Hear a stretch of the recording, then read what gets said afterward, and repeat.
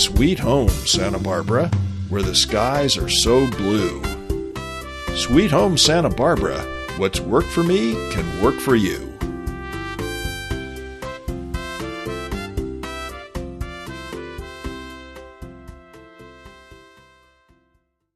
Welcome, friends, to Sweet Home Santa Barbara. I'm your co-host, Jonathan Robinson. I'm with my friend, realtor, and co-host, Scott Williams. Good to see you again, Scott. Jonathan's good. I'm really interested in this topic that we have today, which is really all about the waterfront of Santa Barbara. There's so many interesting things to know about.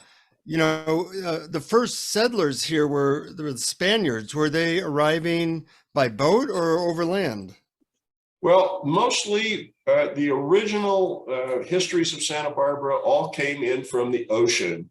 The Spanish explorers, and we're not going to talk too much about the Spanish days. We're going to move to the early, the late 1700s. But that's where we're going to start.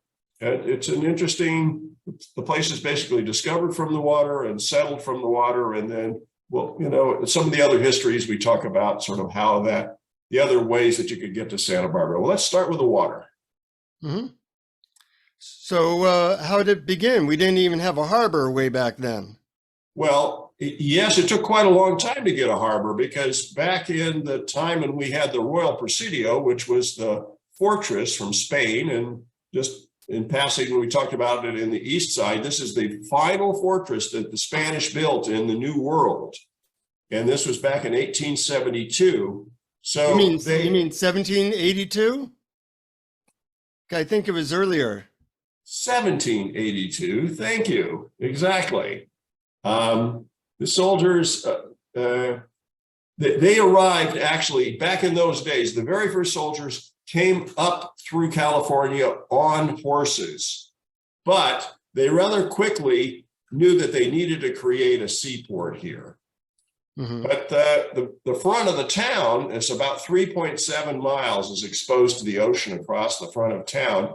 Didn't really make for a good harbor. There's no harbor there. So when they were, getting in off of the boats had to anchor out off ashore. They had to come in on little boats. They had to jump out of the boats. They had to go through the waves. They had to bring their belongings with them through the waves. This was a hassle. And the big ships, they did not like it at all for the weather. If the weather came up at all, they had to retreat from the beach, because they knew that if they were too close to the beach, the waves would wash them right into the sand. Yeah, I heard that the waterfront is really very different than it was, and it's changed a lot in the last 200 years. What's a little bit of the history of that? Well, it is true. Of all the neighborhoods of Santa Barbara, I would say that fundamentally the waterfront has changed the most. And when we go back in history, many people end up in quite a famous book. It was called 2 Years Before the Mast. It was a memoir written by Richard Dana. This is covering the 1830s and the 1840s, and looks at Santa Barbara, what it was like back then. And this was the towel trade. That's sort of like part of the parts of cows and the hides of cows. And they were picked up along at the beach, and he talks with great description about what Santa Barbara looked like in the 1830s. And from what we can tell, that this was a very accurate description of what the town looked like back in those days. So you really want to go back there, you'll find it, Richard Dana's book, 2 Years Before the Mast. Mm-hmm. And I know that I've heard rumors that water covered like where Santa Barbara City College now is. That's right. If you know the town, there's a big flat football field right there at City College, between the college and the beach. And the water used to come all the way up to the base of the seats there for the football field, and all of the football field was underwater. That was the way it was back in those days. Wow. We'll talk a little bit about how that field got filled in, because there's some interesting things that happened there. And it was also true that across the whole front, it was kind of marshes. and much swampier than it is today. It's all pretty much been filled in. The saltwater marsh extended way, way up into the east side of Santa Barbara. Now, we have a lighthouse. What's the bit of the history of that? Well, in the 1820s, it became, 1850s. Let's get my history right here. California had become a state in 1850, and the town established itself as a town. And the military said, if we're going to have boats coming by here, we need to have a lighthouse. So in 1856, a lighthouse was constructed on the mesa, and it was tended until 1925, when the 1925 earthquake knocked it down. But that area there along the mesa is still occupied by the National Guard. There's still houses there for National Guard people, and they still have, of course, it's quite automated, a very modern lighthouse, but it's still right there. Now, you mentioned the 1925 earthquake. There's also a bigger one even earlier, if I remember, that created quite a tsunami. Yeah, a tsunami is also known as a tidal wave. There was a 50-foot tidal wave from an 1812 earthquake out in the channel that threw all this water up into Santa Barbara, and it came up into the middle of town as far as Canon Perdido Street and Salsa Puentes, which is practically where the high school is right now. Water came all the way up. Fortunately, there was not much damage, but that's pretty just amazing that that much water could come that far inland from an earthquake. And let's hope that never happens again. Yeah, that we couldn't handle that anymore. And of course, we're not going to really address climate change, but it's possible that ocean may come in further than it is now. Yeah. Now, without a harbor for a long period of time, how did people get to shore? Well, remember that, park the boat off the beach and then come in through the waves, and such a mess. Well, that was as the town grew, they just saw that was a shortcoming that needed, they, in the back of their mind, they thought we'd like to have a harbor, but the first thing they did was they built a pier. This was in 1868. And this pier was actually fairly short. It was at the base of Chapala Street, and except the bigger ships really couldn't come into it. So it was helpful in some ways, but in the back of the town's mind, it was like, we need a bigger pier. Mm-hmm. And when did that bigger pier, what's the history of that? Well, we call it Stearn's Wharf. With good, there's a good reason for that, because John Stearns had a lumber yard at the base of State Street, and he would bring in lumber from the ships. They floated in on the waves, and then he supplied the lumber that we built the town with. He decided, let's build a bigger pier. Now, it was controversial politically because we had a short pier, and he wanted to build one 1,500 feet out into the water so that the bigger ships could come in. And he made an application to the city, and the city could tell, everybody in town knew, if he builds this pier, the little pier will be put out of business. Right. But we wanted the bigger pier. We wanted to join the world. So the city eventually did approve it. And the other pier sort of made a living for a few more years as a pleasure pier. And, it was more fun, but eventually that was knocked down in a storm. But in 1872, he put the 1,500 feet out into the water, and big ships, passengers, commerce, the town sort of got on the map with us having that pier there. So it sounds like boom times at that point. Is that kind of what happened? Yes, a lot of people flocking in the 1870s to the town. Bathhouses opened, hotels opened. Suddenly we had streetcar service all across the beach, from East Beach to West Beach and back up into the town. This was long before the railroad came. That was about 20 years later. So for a long time, this was the way the world came to know Santa Barbara.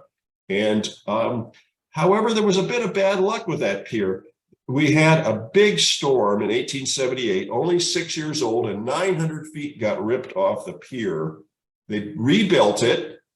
And then the next year, there was a water spout, which is basically a tornado on the water, and that ripped another big hole in the pier. And all of this led to the city and the fathers of the city fathers, well, the city mothers, let's be clear here, that we were going to need a protective pier, a protective harbor, because the pier was not adequate because weather. So that's how the harbor first got born, so to speak. Well, the push for a harbor was born with the pier going out of commission, because people got used to the fact that you could come in and go out through the pier. And if that didn't work, that was a big mess. Yeah. And we did have the yacht club was formed, and they wanted to have it be part of what was, how the city was going to go. But what sort of slowed it down a little bit was that it was in 1887 that we had the first trains arrive. So suddenly we had passengers were coming in from train, and that was a lot more people came in from train. The town really boomed from the train. And it put we need a harbor sort of on back burner, but it didn't really go away. Mm-hmm. And what's his name? Stearn's for the wharf there. He built actually a little railroad spur out onto the pier, so that because of his lumber business to transport lumber back and forth, they put it all on rail cars. So there was actually a second entrance to the pier for many years till it was destroyed by a storm, that allowed him to take all the lumber that came in and take it all the way onto the shore on rail cars. Any interesting stories about the famous pier? Well, it went to his wife when he died in 1902. And during the Prohibition era, the management was known for discreetly ignoring the unloading of liquor on the pier from gangland boats, but they were scared of the liquor gangs, and so they just let them operate. They didn't want to stop them. Right, that makes sense. So I heard that there was something about aviation at the waterfront. What was that aviation? It's a strange thing. People are attracted from all over to Santa Barbara, and the Lougheed brothers created an aircraft manufacturing company, and they built hydroplanes. These are planes that could take off and land on the water. They had a factory on Lower State Street, and they launched their planes from a wooden ramp out on West Beach. They changed their name to Lockheed, and you've probably heard of Lockheed Aviation. As far as I know, it's still the largest defense manufacturer in the world, or at least in the United States. And there used to be an airstrip right along the beach in the 1919, 1920 range, right behind the Marmonte Hotel. There was a landing strip there. A lot of things have come and gone along our beach. Wow, it's fascinating. So after the 1800s, obviously Santa Barbara was growing a little bit. What happened next? Well, the beach area was a big attraction for the tourists to come from out of town, just as it is today. However, in the early 1900s, there was a bit more of a honky-tonk atmosphere. We had these hotels at the beach with a sand floor and a little cage where they put palm trees fronds for the roof, a palm frond roof. We call them grass shack hotels. There were skating rinks, tea rooms, a pleasure pier. All of this is not very high end if you have people sleep on the sand at the beach. And the city fathers and mothers went, seeing these cottages on the sand, and they didn't want a slum to take place. So a group of concerned citizens began to buy all the lots along the front. Frederick Peabody, he was a arrow shirt tycoon. He bought a bunch of parcels, and then David Gray, who had made his fortune by owning 10% of the Ford Motor Company. I think when they bought him out, he got like $28 million in the 1920s there. They bought a bunch of parcels, and David Gray actually then built the Cabrillo Art Center, and he gave it as a gift to the city. he spent $100,000 to buy that building. I think they just spent $14 million to remodel it. How the dollars have changed, but that was a fabulous gift to the city. Fundamentally, they saved over 3.5 miles of the whole entire front of the city along the ocean. And basically, philanthropists gave the beaches to the city, which makes Santa Barbara what it is today, because we just don't have hotels one next to the other, taking up the whole front of the town like many towns do. It's really an amazing experience as people come to Santa Barbara to find a town where the beach is for everybody. Well, we owe a great debt to those people. It's good to put their name out there. No, it was really, really pretty wonderful. Yeah. By this time, though, by the 1920s, the push for a harbor was still coming along. And one of the men who had come to live in Santa Barbara was Max Fleischmann. You still may recognize the Fleischmann name as Fleischmann Yeast. And he made an enormous fortune in yeast back in the 1910s, 1920s, and he had bought himself a 250-foot yacht, which is still a pretty big yacht by today's standards, although they have much bigger ones today. But he wanted to park his yacht in the harbor. The trouble is we had no real place to put a harbor. The yacht club did a study, and they said the best harbor is really the little area that we call the Andre Clark Bird Refuge. And they wanted to put a opening to the ocean into the bird refuge because it's sheltered. And they wanted to dredge that out and turn it into the harbor. It's actually an excellent choice for a harbor, but the trouble was it was not going to be big enough for a 250-foot yacht for Max Fleischmann. So Max cut a deal with the city. He said, look, I'll give you $200,000 in order to help build a harbor for me. We're going to build this big rock revetment out into the ocean, and we're going to shelter a whole big area here. Well, that wasn't enough. He still couldn't get his yacht in there. So he built another, that was 900 feet, 1,000 feet of rock. And he said, well, I'll pay for another 600 feet of rock. And then he hooked the whole thing all together and paid for it. So he could bring his yacht in. Alas, as the yacht club had predicted, this was not a very good idea. The other location was much better.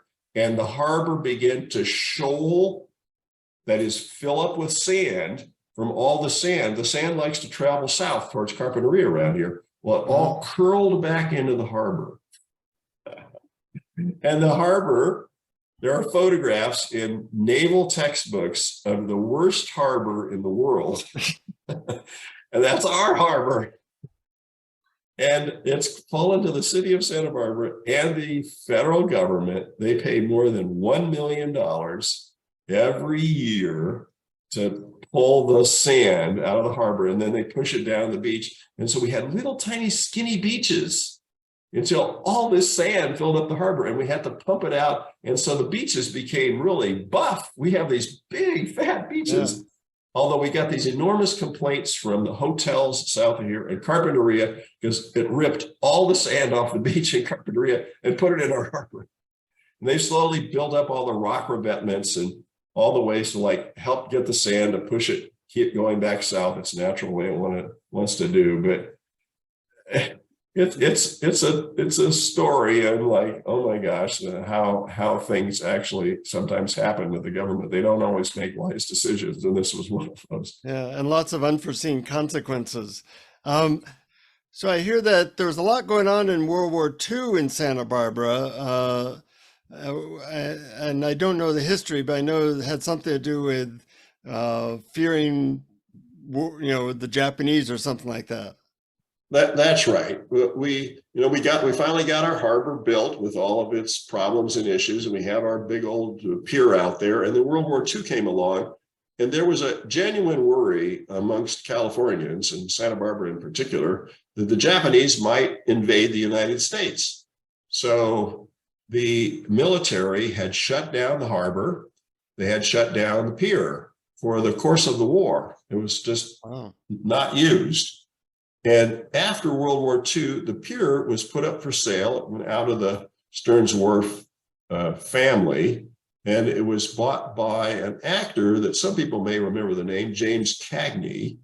And then it was sold to Leo Sanders, and finally George Castagnola, who's well known around. The Castagnola family is still here in town, and they were big fishermen. They had a big fleet, and he finally fixed the pier up. It had really fallen into disuse for many years, and built a beautiful restaurant out on the pier called the Harbor Restaurant, which was famous far and wide as a gourmet restaurant until it burned in 1973. It was a spectacular view that the entire town could see as the restaurant burned down that night.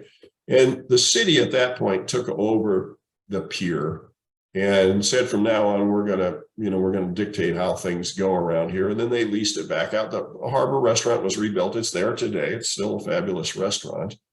And they've turned it into the single biggest tourist attraction in Santa Barbara. Wow. If you come to Santa Barbara, the chances of taking a walk on the pier with an ice cream cone in your hand going, honey, isn't this beautiful? Look at this town. Look at those sailboats. It's very likely that you will have that experience. It's a wonderful experience. Everyone should have it, actually.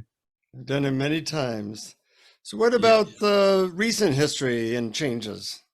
Well, so those were sort of the big chunks that happened. However, there's a few things that have happened since the 70s that are worth noting. The freeway runs by in Santa Barbara, and that freeway used to have 5 stoplights in it. It was like a 5-minute stop. Well, they took the stoplights out in the 80s to go flowing along. Didn't seem to hurt the tourist business in Santa Barbara.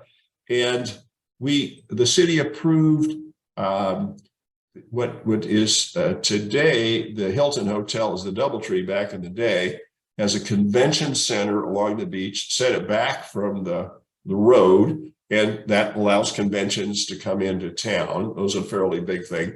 And they added on to the Chase Palm Park, which is the whole park that runs all along the front. Across the street from there, they added in another 8 acres, which is used for various things. There is, it's part of the community that's been added in. And there was a big art project. Herbert Bayer lived in this town. It was a well-known sculptor from Europe, and they built the Chromatic Gate, which is quite an interesting and wonderful piece of sculpture. And they put that down on the beach. And another sculpture came from Bud Bottoms, the Bottoms family. He's a sculptor. He gave the city, let's see, it was called the Friendship Fountain. It's 3 dolphins, and that's in a big circle right there at the base of the Stearn's Wharf. And a lot of pictures. That's a postcard spot there. A lot of pictures get taken there. And finally, in 2000, they built a skateboard park for the young people here in town. It's on 2/3 of an acre. They spent about $800,000, and it's a challenging skateboard park. The young people like to come and play there. Entrada to Santa Barbara is finally getting built. That's the lower 3 blocks of State Street from the pier up to the freeway, and that is nearing completion with some big condos, a big shopping mall, and there's a few more parcels that are still being completed. And those are the things that have really kind of finished off the whole waterfront area. We're lucky to have it. Most cities don't have something quite like that. We are incredibly lucky to have this. This is really a number of citizen groups in the last century have given some of the greatest gifts that the city will ever receive. And they've just created a beauty and an everlasting interest to the waterfront area that just remains an attraction for everybody who comes to visit our town. And part of the allure of Sweet Home Santa Barbara, we appreciate you listening and finding out about the history of the town that you live in, and look forward to more of this history from you, Scott. Thanks for all your information. Really, really fascinating. Thank you too, Jonathan. It's great to share the podcast with you. And if people want to get in touch with you, what's the best way of doing that?